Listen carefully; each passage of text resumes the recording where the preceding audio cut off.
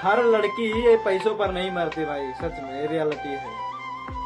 वो अपने हस्बैंड को बेपनाह प्यार करती है, समझती है, और ऐसे ही समझने वाली हमसफर होनी चाहिए।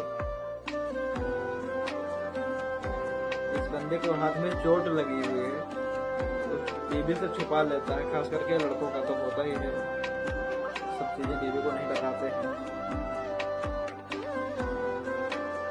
पैसे किस तरह कमाए हैं भाई। बीवी ने जब देखा कि हाथों में चोट लगी है तो देखिए रिएक्शन देखिए बीवी का।